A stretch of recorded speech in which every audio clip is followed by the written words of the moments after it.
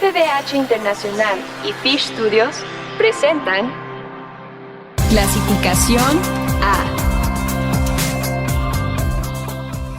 Hola amigos, ¿cómo están? Bienvenidos a Clasificación A.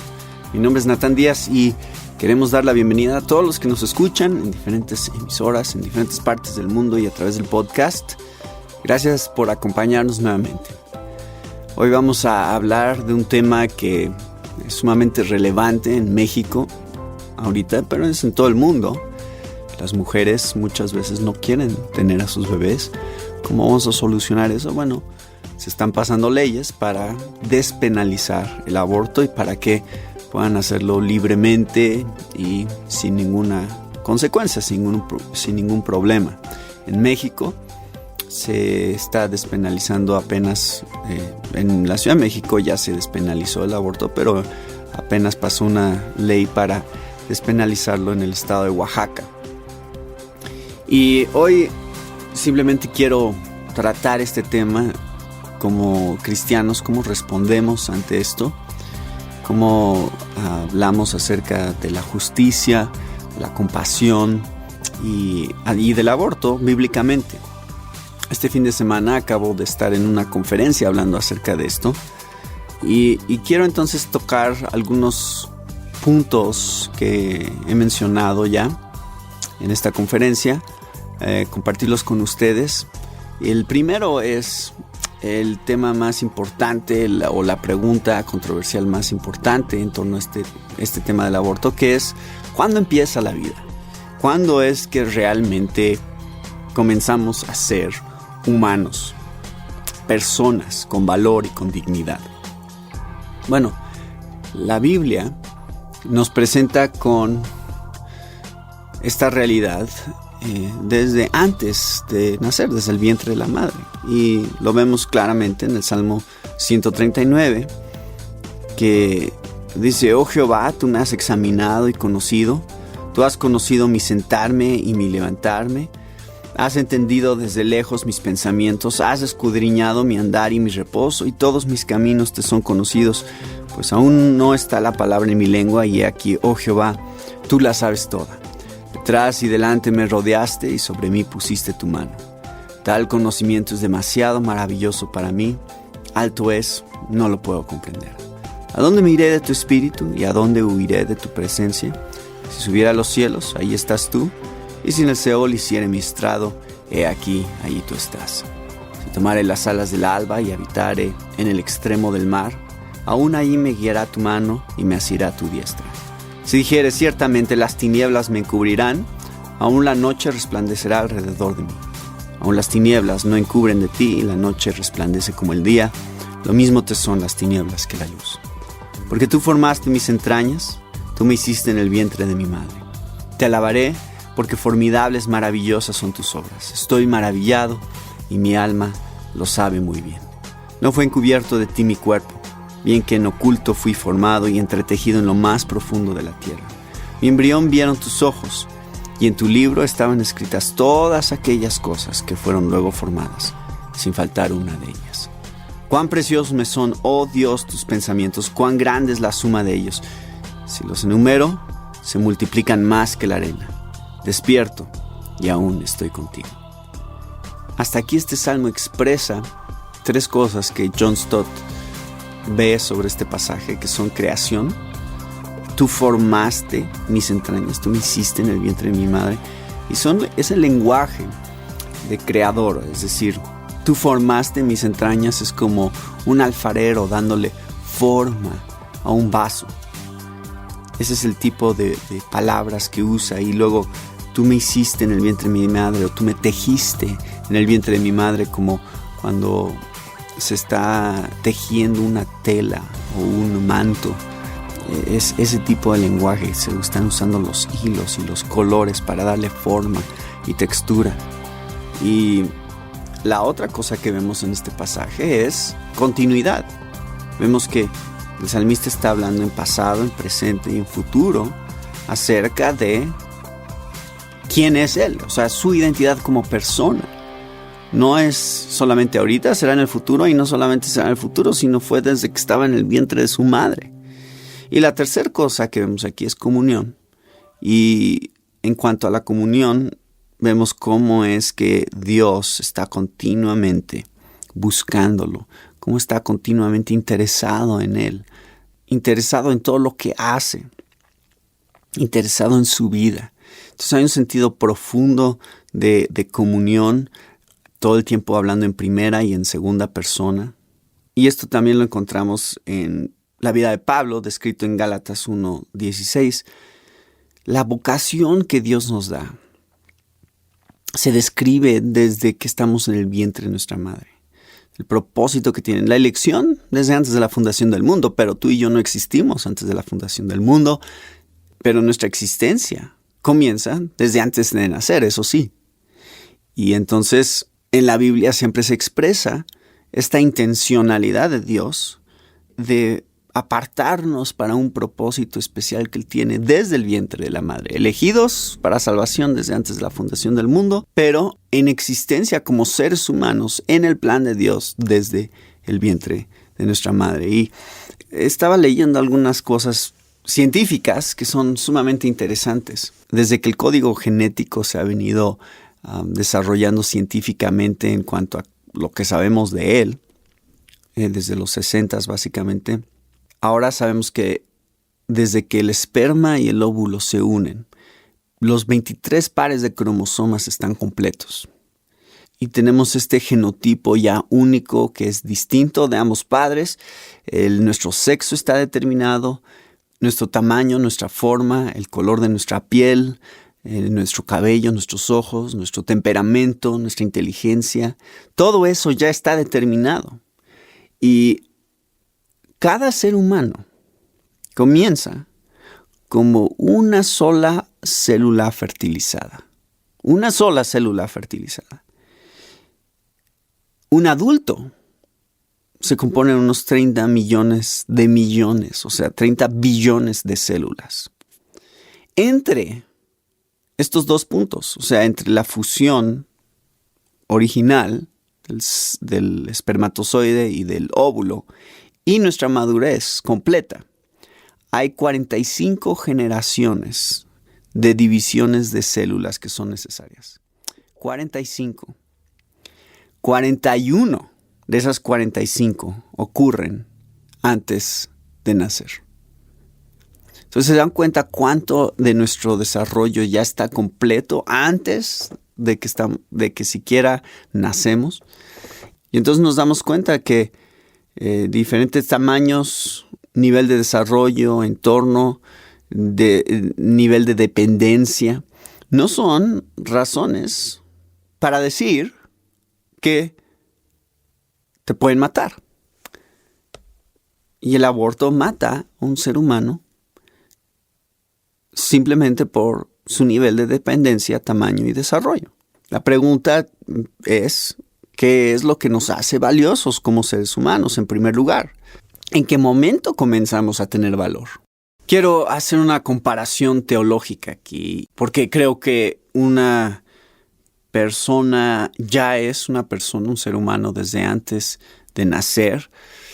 Y lo único que está sucediendo es que se está convirtiendo esa persona en lo que ya es.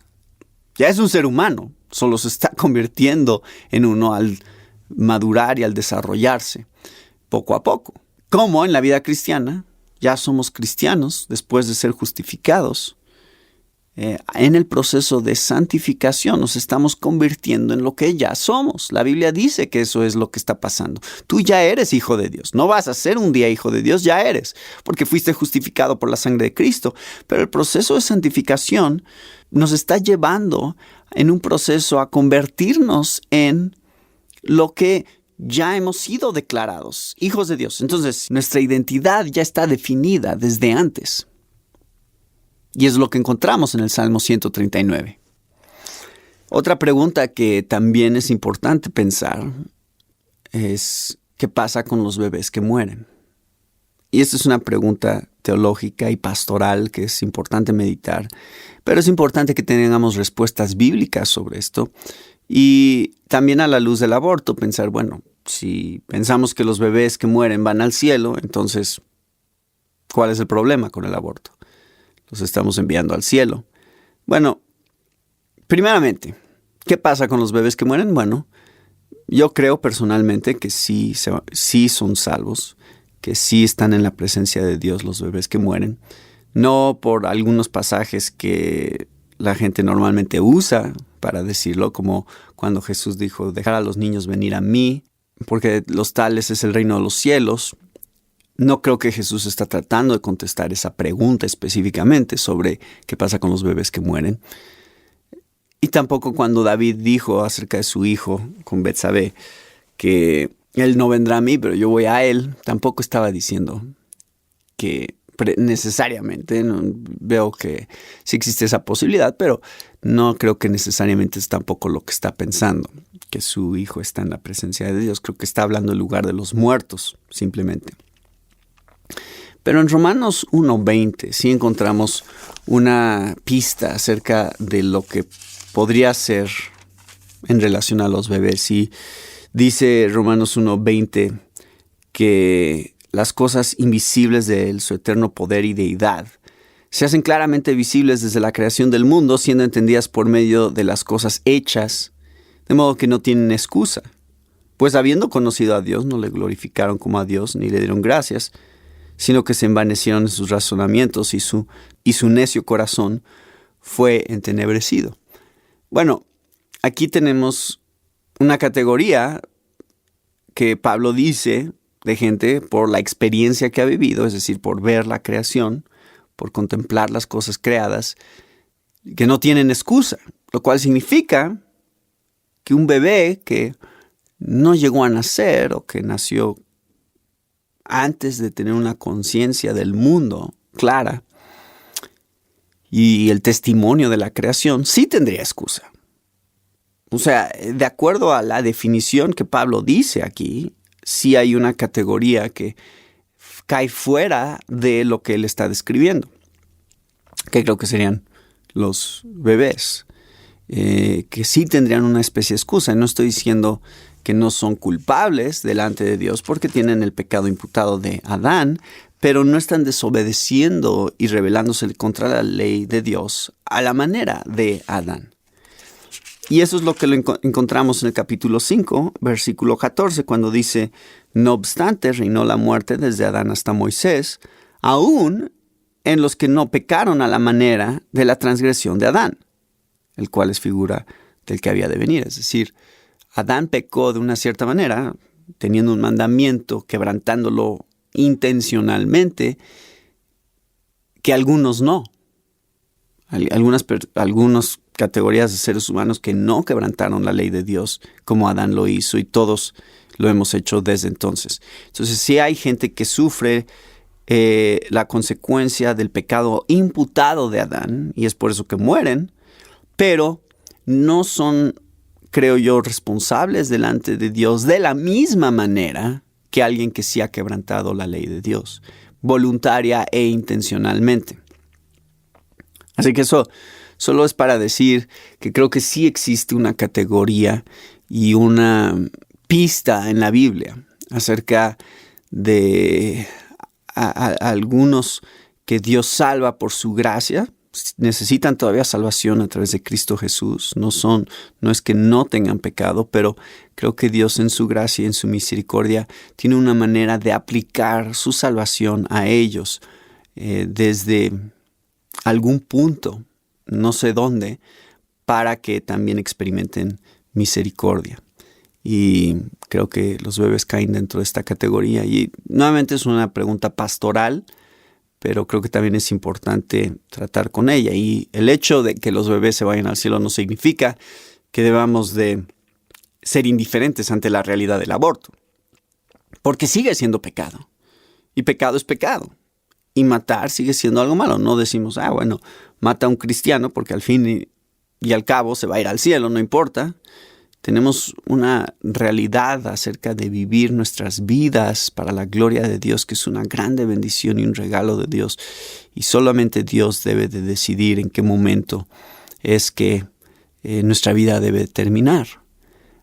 Y no es decisión nuestra. Debemos de defender la santidad de la vida como cristianos?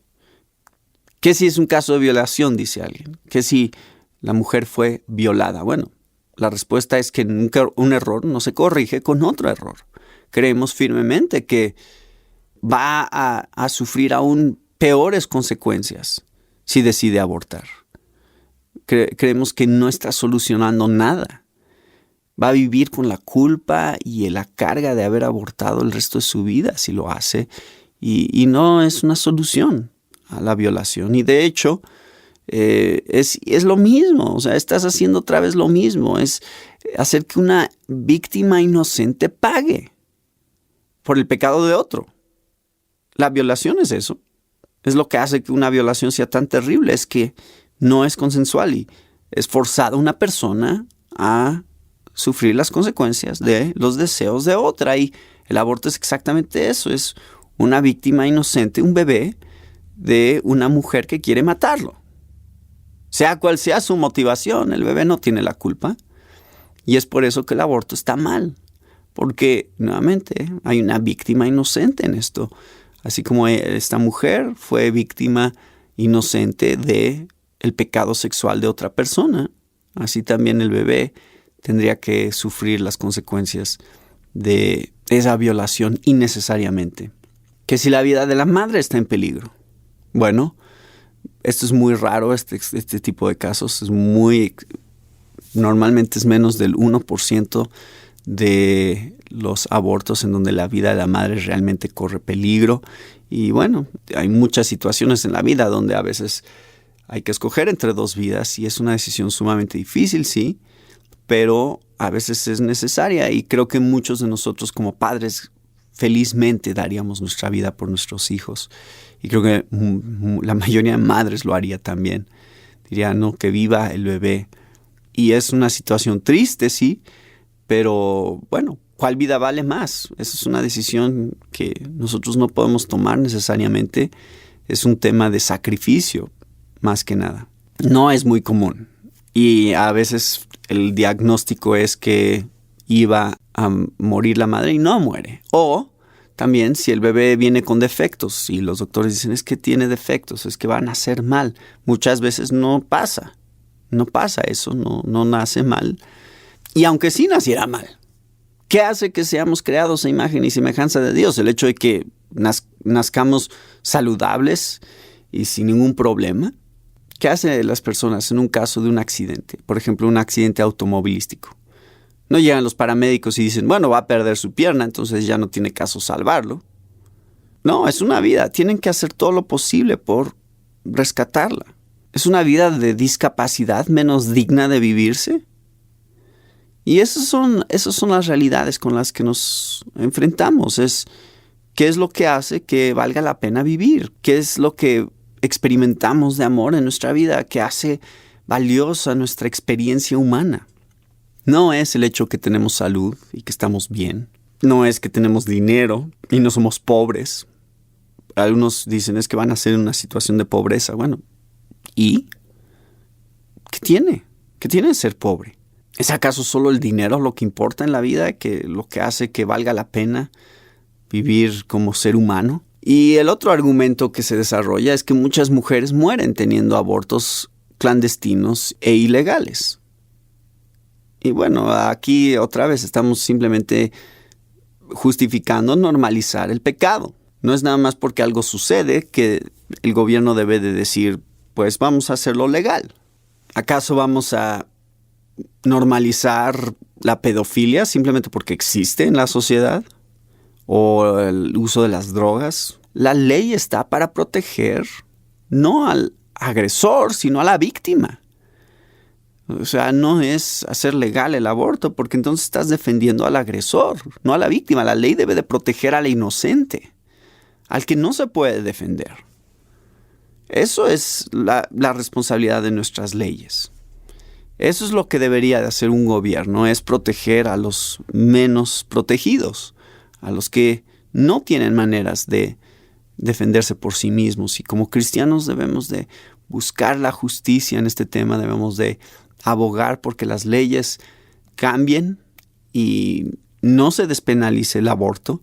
Debemos de abogar porque nuestras leyes protejan a aquellos que no se pueden defender a sí mismos. Pero al mismo tiempo nos damos cuenta que el problema principal no son nuestras leyes, sino nuestros corazones. Y ese es el corazón del problema del aborto, es lo que hay dentro de nosotros, no lo que la ley dice que puedes hacer o no. Es decir, es como la drogadicción. ¿Es culpa de los narcotraficantes o es culpa de los que usan droga? Bueno, al final del día no es tanto los narcotraficantes, son los que consumen la droga. Y si no consumieran, no habría narcotraficantes. Si las mujeres no estuvieran queriendo abortar a sus bebés, las leyes no tendrían que cambiar. Las leyes podrían defender a los inocentes sin ningún problema, porque los inocentes nunca se verían amenazados por sus propias madres. Y sabemos que la única solución real al problema es el Evangelio. El Evangelio es lo único que transforma nuestros corazones para poder amar a Dios, para poder seguir su ley. Y como dice Mateo 5, Jesús dijo, es un tema del corazón, es interno, no es lo que haces, es lo que hay dentro de ti. ¿Qué es lo que lleva a una madre a querer matar a su bebé? Bueno, es muchas cosas, pero al final es el pecado el que realmente está afectando nuestra manera de ver la vida y afectando nuestra manera de ver la ley de Dios y la ley moral de Dios y quebrantarla. Tenemos que actuar con compasión hacia estas mujeres. Tenemos que amarlas. Hay una razón, hay muchas mujeres que han vivido cosas bien difíciles y ¿qué podemos hacer para ayudarles? Podemos ofrecerles, apoyarlas económicamente para sostener al bebé en los primeros años. Podemos ofrecernos para adoptar a esos bebés si es necesario, y es algo hermoso el proceso de adopción y ver cómo cristianos adoptan a niños no deseados, no queridos, y los aman y los crían en hogares cristianos en donde van a aprender acerca de la palabra de Dios. Y como iglesias tenemos que estar más dispuestos y de ser más intencionales para hacer eso, para dejar saber a estas mujeres que hay un Dios que las ama, y también a sus bebés. Y la iglesia debe de ser la voz y la manifestación de ese amor y de esa compasión hacia cada mujer, hacia cada bebé. Y de esa manera cumplir lo que dice la palabra de Dios. No solo amar al Señor tu Dios con todo tu corazón, con toda tu mente, con toda tu fuerza, sino que también debemos amar a nuestro prójimo como a nosotros mismos. Y mujeres, el bebé que tienes adentro es el próximo prójimo más cercano, el que está más cerca de ti. Y nosotros a estas mujeres tenemos que amarlas, a sus bebés tenemos que amarlos. Y por eso es que les decimos que no aborten, porque realmente creemos que eso es algo malo para ellas, que no es algo bueno en sus vidas, que es algo que van a acarrear por el resto de sus vidas, y que sí pueden encontrar el perdón de Dios, sí pueden experimentar la gracia de Dios. Sin embargo, va a haber consecuencias negativas por decisiones que tomamos, y queremos ayudarles a evitar esa mala decisión de matar a su bebé. Entonces estamos buscando amar, estamos buscando estar dispuestos a mostrar el amor de Dios de cualquier manera posible, y que Dios nos ayude como iglesias, no solo a criticar nuestras leyes y nuestros gobiernos que están a favor del aborto, sino también a mostrar el amor y la misericordia a aquellos que necesitan experimentarla, y tratar con estos casos conforme Dios nos vaya poniendo y revelando que están ahí, tratar con esos casos para ayudarles y ser de testimonio a ellos. Así que Dios nos ayude a vivir y a mostrar el Evangelio y la gracia de Dios a todos los que nos rodean, con justicia, con compasión y especialmente con el Evangelio de Cristo. Así que gracias por acompañarme esta semana otra vez con otro tema de interés para la familia de hoy. Se despide de ustedes, Natán Díaz.